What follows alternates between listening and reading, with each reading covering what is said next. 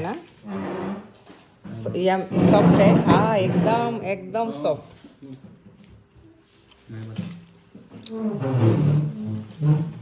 मुंह में आ रहा है अखरोट, क्रंची है, खजूर आ रहा है, एक सॉफ्ट पान है। कैसा लग रहा है, कैसा हुआ? हाँ खजूर खा के देखो, माशाल्लाह अच्छा बनता है इसे केक। और एक दिन बनाएगा बनाना से। हाँ আসসালামু আলাইকুম, সবাই কিরকম আছেন? আল্লাহ রহমতে আজকেও আসলাম কেকের ভিডিও নিয়ে, কারণ আমার হাজবেন্ড অনেক কেকের পাউডার নিয়ে আসছে, এরকম 4টা আনছে। তো এটা তো বানায় খাইতে হইব, হালাল করতে হইব। ঘরে থাকলে ডেট ফেল হয়ে যাবে, মানে ডেটটা আর থাকবো না।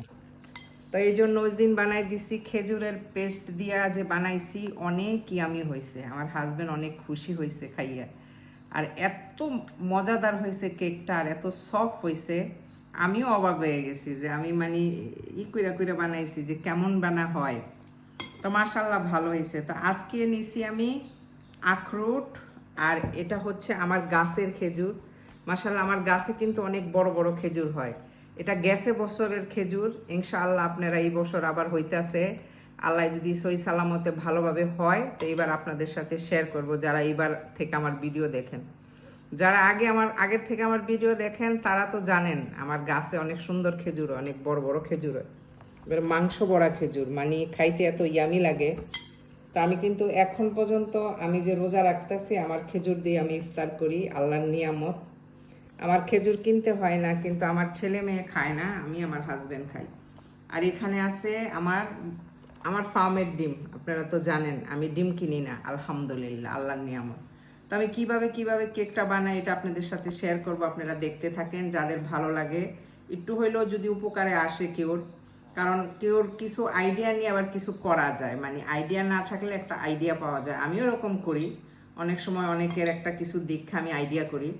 তো ইনশাল্লাহ আপনাদের বানাই দেখাবো ইনশাল্লাহ।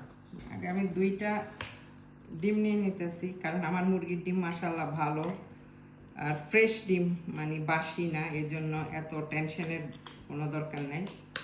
মানে বোঝা যায় ভালো ডিম, নষ্ট টষ্ট হইব না। তাই ডিম 2টা নিলাম। আখরোটটা দিয়ে দিব, আর আমি খাজুরটা পরে দিব, খাজুরটা একটু নরম। 80 ml তেল দিয়ে দিলাম। 30 মিলি আমি দুধ দিব। এটা আমি এতে পানি দেওয়া দরকার, কিন্তু আমি দুধ দিব, বাইরের থেকে দুধ নেওয়া। এখন আমি কেকের যে রেডিমেড আটাটা এটা দিয়ে দিলাম।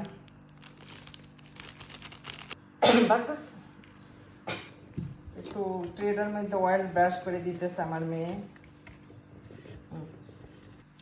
এখন দিয়ে দিলাম খাজুরগুলি দিয়ে না আমি বেশি একটা নাড়াচাড়া করবো না, কারণ খেজুরগুলি মানে নরম, ফ্রিজে রাখা তো, ফ্রোজেন করা।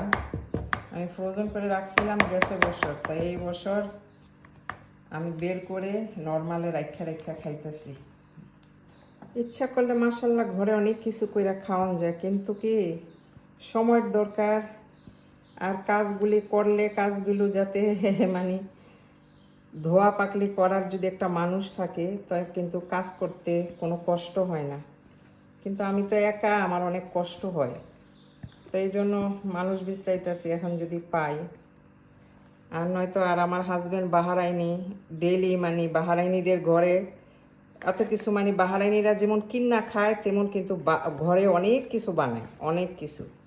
আমার ননাসদের ঘরে এমন কিছু নাই যে না বানানো হয়। আমিও আগে, আমার হাউসমেট ছিল, হেল্পিং হেড ছিল, আমিও সব কিছু বানাইতাম। এখন একা একা দেখা মানে আমার মনে চায় না, কষ্ট হয় আমার। তারপরও হাজব্যান্ড যখন সরি এটা সেটা নিয়ে আসে, তো মন চায় যে একটুখানি বানাই দিই, বেচারা আর খাইতে মন চায়। তাই এই জন্য বাচ্চাগো আমি না বানায় খাওয়াইলে কে খাওয়াইবো? আমি মা, আমি যদি না করি তো আমার বাচ্চারা বড় হইলে যার যার নসিব নিয়ে আসে এসে যাইবো, কই থাকবো, কই খাইবো।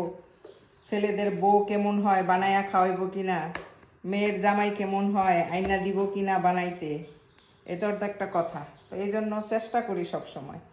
তো এখন আমি ওভেনে দিমু। বিসমিল্লাহির রহমানির রহিম। আমি 180 ডিগ্রিতে চালু করছি ওভেন, আর 40 মিনিটের জন্য। এখন দেখি কি হয় ইনশাল্লাহ। ভালোই হবে যা হবে। কেসা টেস্টে অলরেডি আমার ছেলে মেয়ে খাইয়া রিভিউ দিছে ভালো হয়েছে। এখন আমার হাজব্যান্ড খাইতেছে।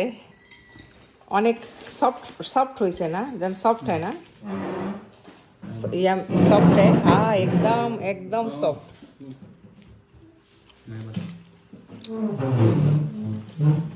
मुंह में आ रहा है अखरोट, क्रंची है, खजूर आ रहा है, एक सॉफ्ट पान है। कैसा लग रहा है, कैसा हुआ? हाँ खजूर खा के देखो, माशाल्लाह अच्छा बनता है ऐसे केक।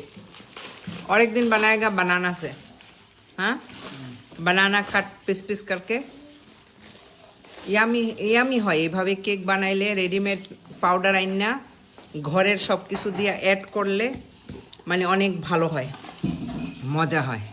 আপনারাও বানায়া খাইবেন। আমার ছেলে মেয়ে আগেই খাইয়া গেছে, অনেক মজা হয়েছে। এখন আমার হাজব্যান্ড খাইলো, বলতেছে অনেক মজা। সার্থক যখন কিছু বানাইলে ছেলে মেয়ে হাজব্যান্ড সবাই বলে যে না মামা অনেক মজা হয়েছে, হাজব্যান্ড বলে অনেক মজা হয়েছে, আবার বানাইস, তখন অনেক খুশি লাগে, অনেক খুশি লাগে। আর আমার কাছে আমি কিন্তু মিষ্টি তেমন একটা খাই না, ডরেও খাই না, আবার আমার তো ভালো লাগে না কেক টেক খাইতে, তারপরও খাই মাঝে মধ্যে। Thank you so much. আমার হাজব্যান্ড আমারে গিফট দিল টাকা। এরকম সবসময় আমি গিফট পাই, আমার হাজব্যান্ড দেয় আমারে, আলহামদুলিল্লাহ। তো সবাই ভালো থাকবেন, আপনাদের সাথে শেয়ার করলাম আমার কিছু খুশি। সবাই দোয়া করবেন আমাদের জন্য। আমি খানা বানাই, আমার হাজব্যান্ড আমার বাচ্চাকে সবাই রে মানে আমি খাওয়াইলে কেউ আমার প্রশংসা করলে আমি খুশি হই, কেউ রে খাওয়াইতে পারলে আমি খুশি হই, এটাই আমার মানে ভালো লাগে। তাই সবাই ভালো থাকবেন, আল্লাহ হাফেজ।